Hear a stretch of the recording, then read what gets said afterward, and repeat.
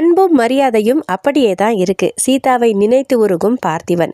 நடிகை சீதாவை 1990ல காதல் கல்யாணம் செய்துகிட்ட பார்த்திபன் மனைவி ஆசியா கேட்டதால டைவர்ஸ் கொடுத்துட்டேன்னு கேஷுவலா சொன்னவர். டைவர்ஸுக்கு பிறகு பார்த்திபன் இன்னமும் சிங்கிளா இருக்கும்போது சீதா மட்டும் சீரியல் நடிகர் சதீஷை 2வதா கல்யாணம் செய்து அவரையும் டைவர்ஸ் பண்ணி பிரிஞ்சுட்டாங்க.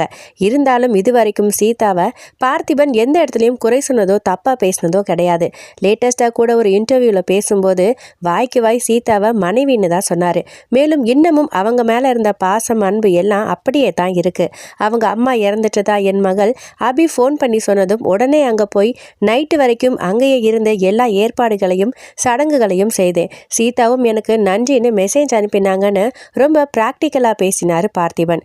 அதோட எங்களுக்கு இடையில வருத்தம் இருக்குதே தவிர முன்ன இருந்த அதே அன்பும் மரியாதையும் அப்படியே தான் இருக்கு. அதுல எந்த மாற்றமும் இல்லைன்னு பேசினாரு. எப்பேற்பட்ட மனுஷனை சீதா மிஸ் பண்ணிட்டாங்கன்னு வருத்தமா கமெண்ட் பண்றாங்க ரசிகர்கள்.